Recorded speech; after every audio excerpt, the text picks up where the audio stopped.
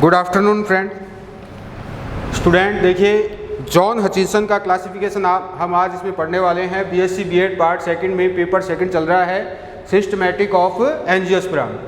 John Hutchinson ने 1926 से 1973 के पीरियड के दौरान क्लासिफिकेशन दिए थे और ये इंग्लैंड के रॉयल बोटेनिकल गार्डन क्यू से संबंधित था और इसने अपनी एक पुस्तक लिखी थी। इसकी पुस्तक का नाम है families of flowering plant. Families of flowering plant. इस पुस्तक में इसने विस्तृत क्लासिफिकेशन एंजियोस्पर्मिक पादपों के लिए दिया था और यह पुस्तक दो भागों में डिवाइड है। यह पुस्तक कितने भागों में है? दो भागों में। दो इसके खंड हैं, दो खंडों में। ठीक है। फर्स्ट जो खंड है इसका वो है डाइकोट्स। ये हुआ था 1926 में। और इसके बाद जो दूसरा इसका खंड है वो है मोनोकोट। ये 1934 में इसने लिखा था। तो दो खंडों में इस पुस्तक को इसने लिखा था, फैमिलीज ऑफ फ्लावरिंग प्लांट। और यह पुस्तक 1948 में ब्रिटिश फ्लावरिंग प्लांट्स के नाम से इसका प्रकाशन हुआ था। इसका प्रकाशन पुस्तक का किस नाम से हुआ? ब्रिटिश फ्लावरिंग प्लांट्स, इस नाम से इस पुस्तक का प्रकाशन हुआ था। और इस पुस्तक में इसने डाइकोट और मोनोकोट पादपों के बारे में विस्तृत वर्गीकरण दिया था। मूल रूप से जॉन हचिंसन की क्लासिफिकेशन जो सिस्टम है जॉन हचिंसन का, वो मूल रूप से किस पर आधारित था? ये था बेंथम हुकर और बेसी के वर्गीकरण पर आधारित है। और इसने अपने क्लासिफिकेशन में जो डाइकोट्स है, देखिए दो खंड है, तो डाइकोट्स पहले हम बात करेंगे डाइकोट्स की। तो डाइकोट्स की उत्पत्ति इसने डाइकोट्स दो भागों में बताया है कि डाइकोट्स जो हैं वो दो श्रेणियों में हैं। डाइकोट्स की दो श्रेणियां हैं। ठीक है। डाइकोट्स की इसने कितनी श्रेणियां बताई? दो श्रेणी। पहली थी लिग्नोसी और दूसरी थी हर्बेसी। लिग्नोसी यानी काष्ठीय और हर्बेसी यानी शाकीय। तो इस तरह से डाइकोट प्लांट्स की इसने दो श्रेणियां बताई थी, लिग्नोसी और हर्बेसी। और लिग्नोसी की उत्पत्ति इसने बताई थी, इसकी उत्पत्ति इसने बताई थी मैग्नोलिएज ऑर्डर से। ठीक है, इससे इसकी उत्पत्ति बताई थी। और जो दूसरा है हर्बेसी की इसने उत्पत्ति बताई थी रेनेलीज ऑर्डर से। तो देखिए, जॉन हचिंसन ने बेंथम हुकर और बेसी के वर्गीकरण के आधार पर ही अपना वर्गीकरण प्रस्तुत किया था। इसने एक किताब लिखी थी जो ब्रिटिश फ्लावरिंग प्लांट के नाम से प्रकाशित हुई थी। उससे पहले ये किताब जो है वो फैमिलीज ऑफ फ्लावरिंग प्लांट के नाम से आई थी, जिसमें दो खंड थे। पहले खंड में इसने डाइकोट्स के बारे में बताया है और दूसरे खंड में इसने बताया है मोनोकोट्स के बारे में। डाइकोट्स की इसने दो श्रेणियां बताई है। पहली श्रेणी है लिग्नोसी, जिसमें काष्ठीय पादप आते हैं। दूसरी श्रेणी है इसकी हर्बेसी, जिसमें शाकीय पौधे आते हैं। लिग्नोसी की उत्पत्ति इसने बताई है एक ऑर्डर मैग्नोलिएज, इससे इसकी उत्पत्ति बताई है। और हर्बेसी जो है वो बना है रेनेलीज ऑर्डर से। तो इस प्रकार से इसने पादपों का वर्गीकरण दिया था। और साथ ही साथ देखिए, हचिंसन के बारे में और महत्वपूर्ण बातें क्या है? मोनोकोट जो हैं, मोनोकोट किससे विकसित हुए हैं? मोनोकोट डाइकोट से विकसित हुए हैं। ठीक है। यानी अगर हम विकास के क्रम के आधार पर देखें तो मोनोकोट्स बाद में बने हैं। किससे? डाइकोट से। डाइकोट्स पहले बने हैं और मोनोकोट बाद में बने हैं।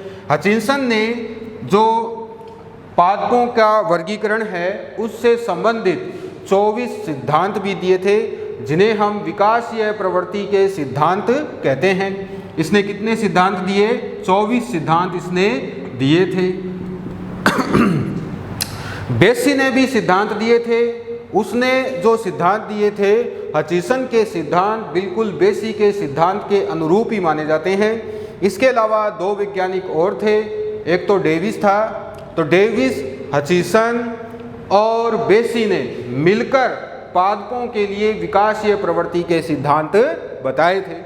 तो देखिए, जॉन हचिंसन ने अपनी वर्गीकरण पद्धति में मोनोकोट और डाइकोट्स के संबंध में बताया था कि मोनोकोट जो हैं वो डाइकोट से बने हैं और डाइकोट की 2 श्रेणियां हैं, जिसमें एक है लिग्नोसी और दूसरी है हर्बेसी। और हचिंसन ने कुल 111 गणों का वर्गीकरण किया था। कुल कितने गणों का वर्गीकरण किया? 111 गणों का वर्गीकरण किया था, जिसमें से 82 गण तो थे डाइकोट्स के, ठीक है, और 29 गण किसके थे? मोनोकोट के। 82 तो थे डाइकोट्स के और 29 गण मोनोकोट्स के थे। और इसके लिए, इन गणों के लिए इसने इन गणों में इसने कितनी फैमिली बनाई? इसमें 411 कुलों का वर्गीकरण है। 411 कुलों का इसने वर्गीकरण प्रस्तुत किया है। तो इस तरह से हम देखते हैं कि इसने 411 कुलों का वर्गीकरण दिया था, जिसमें से 342 कुल तो किसके हैं? डाइकोट्स के हैं। डाइकोट्स के 342 तो हैं डाइकोट्स के, और बाकी के बच जाते हैं इसके अंदर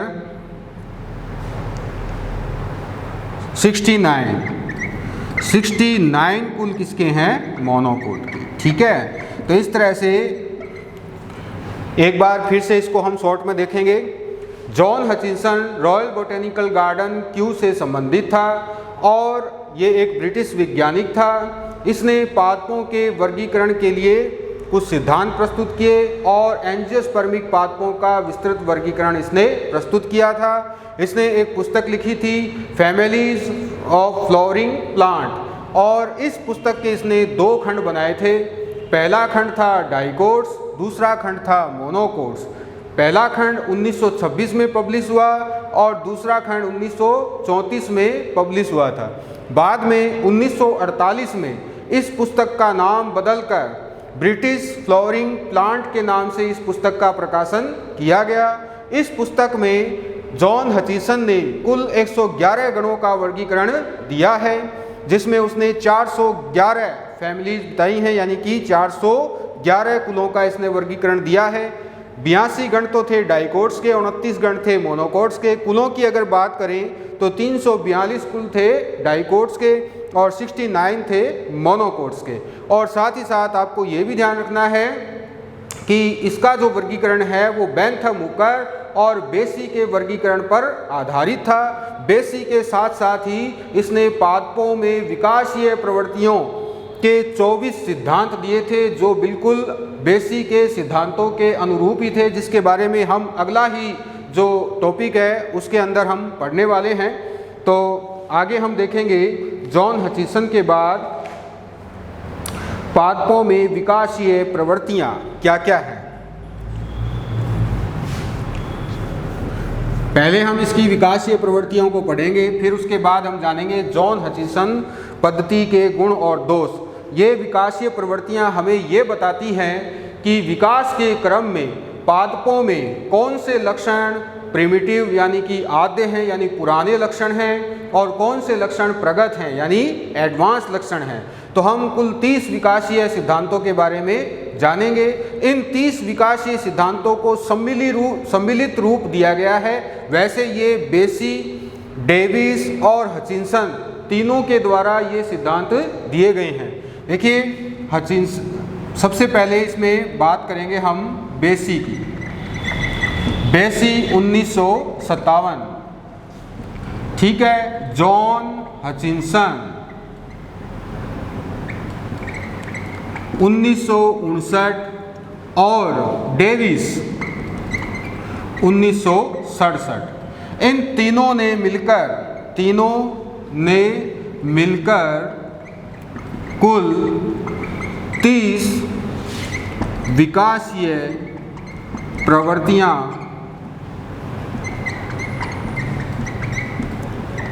बताई हैं। कुल कितनी बताई हैं? 30 विकासीय प्रवृत्तियां इन्होंने बताई हैं।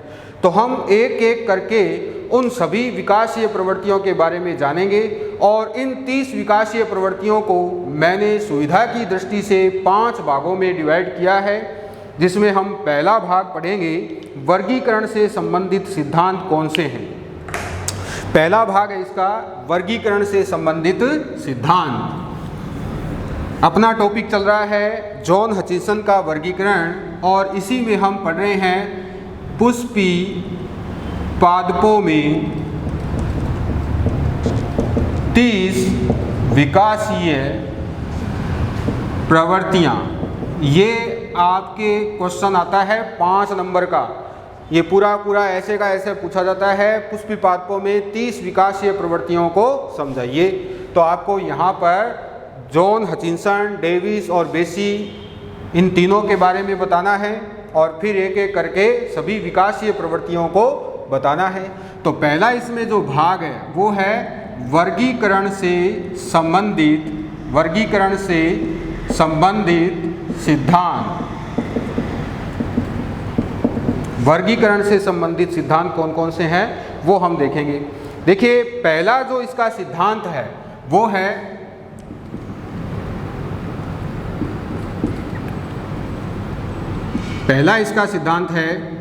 कि विकास का क्रम ऊपर से नीचे और नीचे से ऊपर, ठीक है। अर्थात सरलता से जटिलता की ओर तथा जटिलता से सरलता की ओर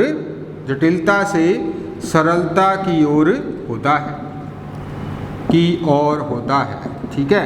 इस बात का मतलब क्या है?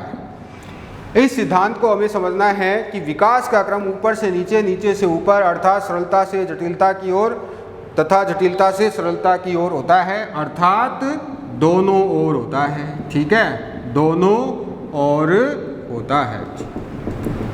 देखिए विकास के क्रम में सबसे पहले सरल पादप बने थे।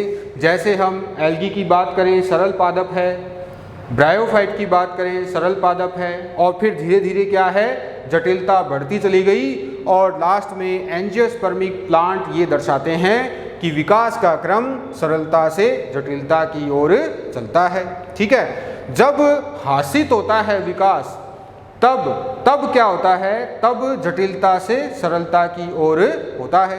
यानी पहले जो पुष्पीय लक्षण जटिल थे वो धीरे धीरे सरल लक्षणों में आ जाते हैं। तो हासित क्रम में अगर देखें तो होता है जटिलता से सरलता की ओर, और अगर विकास का क्रम देखें तो होता है सरलता से जटिलता की ओर विकास होता है। यह है इसका पहला सिद्धांत। दूसरा सिद्धांत इसका क्या कहता है? दूसरा सिद्धांत इसका कहता है कि विकास का क्रम सभी दिशाओं में एक समान, सभी दिशाओं या अंगों में, ऐसे लिख सकते हैं, अंगों में एक समान गति से नहीं होता, एक समान गति से नहीं होता। इसका मतलब ये है कि हम जानते हैं पादप के जो अंग हैं, जैसे हम जड़ों की बात करें, जड़ें होती हैं, तना होता है, शाखाएं होती हैं, शाखाओं पर पत्तियां होती हैं और फ्रूट होते हैं, ठीक है। तो इस तरह से देखें हम, ये बात ये कह रहा है कि विकास सभी दिशाओं या अंगों में एक समान गति से नहीं होता। यानी अंगों की जो गति की दर है वो अलग अलग हो सकती है। जब जड़ें गति कर रही होती है, जब जड़ें वृद्धि कर रही होती है या इनमें परिपक्वता आ रही होती है, तो ज़रूरी नहीं है कि उसी समय उसी दर से टहनी में भी ऐसा हो रहा हो। ऐसा बिल्कुल नहीं होता। जो ऊपर शाखाएं हैं, उनकी पत्तियां हैं, उनमें विकास की गति अलग होती है। जड़ें हैं, उनमें विकास की गति अलग होती है। जो तना है, उनमें विकास की गति अलग होती है। तो पौधों के सभी अंगों में विकास एक समान गति से नहीं होता, अर्थात इनमें अलग अलग विकास की गति पाई जाती है। तीसरा जो इसका सिद्धांत है वो क्या कहता है, वर्गीकरण से संबंधित है ये सिद्धांत। तो तीसरा सिद्धांत ये कहता है कि विकास की दिशा या क्रम नियत व पक्का होता है। ठीक है, नियत व पक्का होता है। इसका मतलब ये है कि एक बार जिस दिशा की ओर विकास होना शुरू हो गया तो अंत तक उसी दिशा में विकास जारी रहता है। ठीक है, इसका मतलब यही है कि एक बार अनुकूल दिशा तय हो जाने के बाद विकास उसी दिशा में आगे की ओर बढ़ता है और अंत तक जारी रहता है। ऐसा नहीं है कि पहले इसकी दिशा कुछ और थी और फिर थोड़े समय बाद इसकी दिशा बदलकर कुछ और हो गई या रिवर्स हो गई, ऐसा नहीं होता। एक बार जिस दिशा में विकास आगे की ओर बढ़ जाता है तो उसी दिशा में पादप के अंत काल तक वो विकास होता रहता है। तो इसका मतलब ये है। ये 3 सिद्धांत हो गए। ये तो थे वर्गीकरण से संबंधित सिद्धांत। आगे हम जानेंगे वर्गीकरण के बाद पादप स्वभाव से संबंधित सिद्धांत। जो दूसरा है इसका पादप स्वभाव से संबंधित सिद्धांत। ये सिद्धांत क्या कहते हैं? वैसे बहुत आसान है पूरा टॉपिक, लेकिन इसको समझना जरूरी है। देखिए, हम यहाँ पर पादप स्वभाव से संबंधित जो बातें हम पढ़ेंगे उसमें हम ये जानेंगे कि पादपों में कौन से लक्षण आद्य यानी प्रिमिटिव है और कौन से लक्षण एडवांस है। तो देखिए, वृक्ष स्वभाव या हम सीधा लिख देते हैं ट्री जो है वो क्या है, वो है प्रिमिटिव। ठीक है, प्रिमिटिव यानी आद्य या पुराना, ठीक है, या प्राचीन, ऐसे हम लिख सकते हैं इसको। यानी वृक्ष क्या है, प्रिमिटिव है, जबकि हर्ब क्या है, हर्ब यानी शाकीय, ये होते हैं एडवांस्ड। ठीक है, यानी अगर उदाहरण के तौर पर देखें हम तो विकास के क्रम में पीपल और नीम जैसे पादप पहले बने हैं, जबकि 1 वर्षीय या द्विवर्षीय पादप बाद में बने हैं। हर्ब जो हैं वो 1 वर्षीय या द्विवर्षीय होते हैं अधिकतर, जैसे मूली है, गाजर है, इस तरह के जो प्लांट हैं वो कैसे होते हैं, हर्ब हैं। गेहूं है, ये भी हर्ब है। तो ऐसे पादपों का विकास बाद में हुआ है, अर्थात ये कैसे होते हैं, प्रगत होते हैं। प्रगत, ये होते हैं प्रगत। ठीक है, ये हो गया इसका पहला सिद्धांत। इसी क्रम में दूसरा जो है, वैसे कुल मिलाकर 4 सिद्धांत हो चुके हैं और ये है अब पांचवा क्या कहता है? पांचवा ये कहता है कि वृक्ष और छुप, जो ट्री एंड छुप का मतलब होता है शर यानी कि जाड़ी, ये दोनों क्या हैं? ये तो हैं प्रिमिटिव यानी आद्य, प्राचीन, पुराने लक्षण वाले, और जो बाद में बने हैं वो हैं जैसे क्लाइंबर या क्लाइंबर प्लांट, यानी कि जो आरोही पादप हैं वो किस में आते हैं? वो आते हैं एडवांस्ड में। यानी आरोही पादपों में पाए जाने वाले लक्षण कैसे होते हैं? प्रगत लक्षण होते हैं। इसका मतलब ये है। छठा जो है वो क्या कह रहा है? छठा कहता है जो बहुवर्षीय पादप हैं, बहुवर्षीय पादप कैसे होते हैं? प्रिमिटिव होते हैं। यानी इनमें कैसे लक्षण पाए जाते हैं? आद्य लक्षण पाए जाते हैं। जबकि एक वर्षीय पादप कैसे हैं? एक वर्षीय पादप होते हैं एडवांस्ड। जैसा कि मैंने आपको अभी यहाँ पर बताया था कि बहुवर्षीय जैसे वृक्ष होते हैं, बहुवर्षीय होते हैं, आम है, पीपल है, नीम है, अंजीर है, ये सब पौधे कैसे हैं? अमलतास, ये सारे कैसे हैं? ये वृक्षीय स्वभाव वाले हैं। और ये कौन से लक्षणों युक्त होते हैं? ये होते हैं प्रिमिटिव लक्षणों युक्त। जबकि एक वर्षीय पौधे जैसे कि गेहूं है, गाजर है, मूली है, इस तरह के जो पादप हैं वो कौन से लक्षणों वाले होते हैं? एडवांस लक्षणों वाले होते हैं। यानी कि इनका विकास, उद्ध विकास के दौरान इनका निर्माण या इनकी उत्पत्ति या इनका विकास बाद में हुआ है। ठीक है, इसका मतलब ये है। आगे हम चलते हैं 7वें नंबर पर। 7वां सिद्धांत क्या कह रहा है?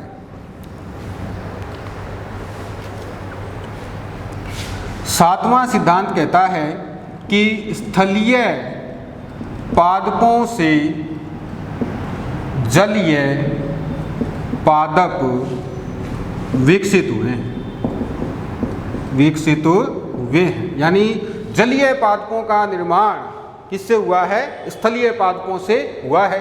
तो इस सिद्धांत के आधार पर जो स्थलीय पादप हैं, टेरेस्ट्रियल प्लांट, वो कैसे हो जाते हैं? प्रिमिटिव हो जाते हैं। और जो एक्वेटिक प्लांट्स जो हैं, यानी जलीय पादप, वो कैसे हो जाते हैं? वो हो जाते हैं एडवांस्ड। ठीक है, और इनमें भी देखें हम, इन दोनों की इतर अगर तुलना करें हम, तो पैरासिटिक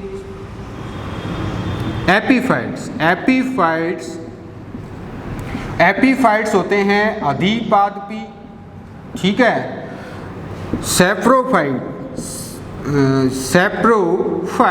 ये होते हैं मृतोपजीवी। और तीसरे आते हैं इसमें पैरासिटिक होते हैं परजीवी। ठीक है, तो ये तीनों क्या हैं? ये तीनों वैसे क्या हैं? ये प्रगत लक्षणों वाले हैं, प्रगत लक्षणों वाले पादप होते हैं। ठीक है, ये तीनों इनसे भी प्रगत लक्षणों वाले होते हैं। और अगर इन तीनों की तुलना की जाए तो ये मोस्ट प्रिमिटिव होता है, मोस्ट एडवांस्ड होता है। यानी विकास के क्रम में परजीवी पादपों का विकास सबसे बाद में हुआ है। मृतोपजीवी का पहले हो गया, एपीफाइट्स का उससे पहले हो गया, जलीय पादपों का इन तीनों से पहले हो गया, और सबसे पहले स्थलीय पादपों का हुआ। तो इस आधार पर सबसे बाद में जो विकसित हुए हैं वो कौन से हुए हैं? पैरासिटिक प्लांट, जिसे हम परजीवी पादप कहते हैं। आगे हम चलते हैं 8वें नंबर पर। 8वां सिद्धांत क्या कहता है?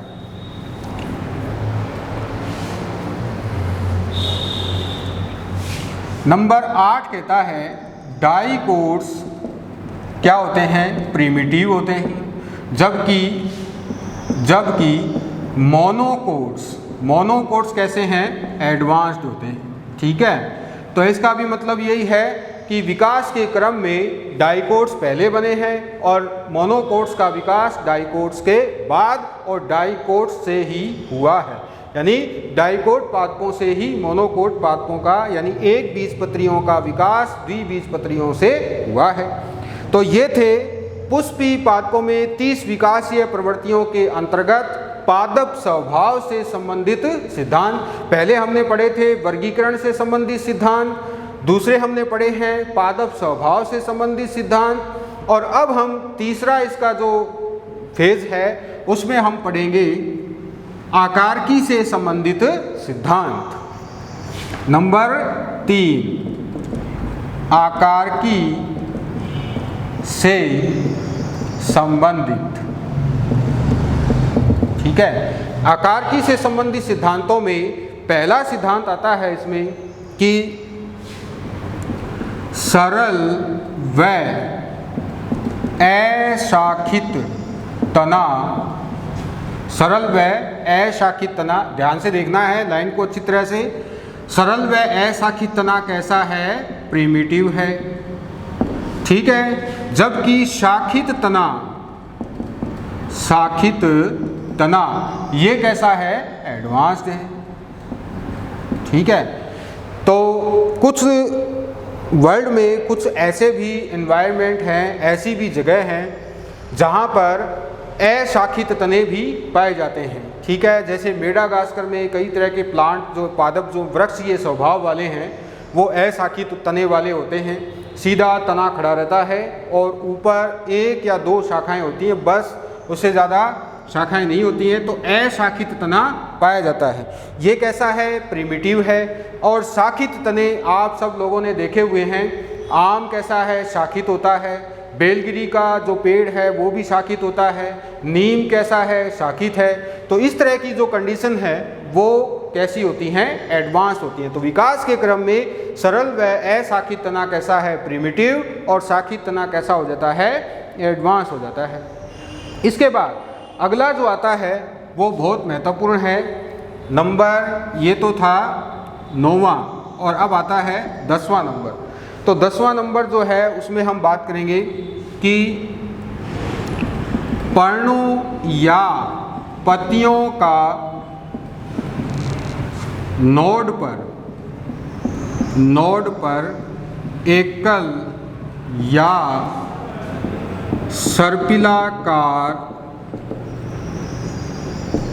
सर्पिलाकार, ये अवस्था तो कैसी है, ये तो है प्रिमिटिव, ठीक है।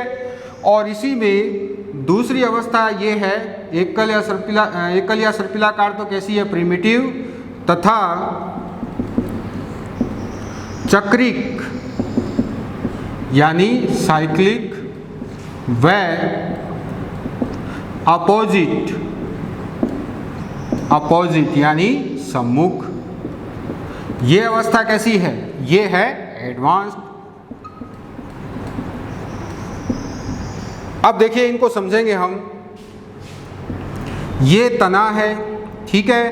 तने पर इस तरह से नोड होती हैं, ये जैसे नोड के बीच में जो ये वाली जो कोशिकाएं हैं ये इंटरनोड होती हैं, और नोड पर इस तरह से पत्तियां लगी रहती हैं, जैसे ये पत्ती है। तो ये एक सिंगल पत्ती है, इस नोड पर एक है, और फिर नीचे वाली नोड पर इधर की साइड होगी, इस तरह से ये इधर ये पत्ती हो गई। तो इस तरह की जो व्यवस्था है जिसमें एकल पत्ती हो, नोड पर एकल ही पत्ती हो, ठीक है, तो ये कैसी अवस्था है, प्रिमिटिव अवस्था है, ठीक है।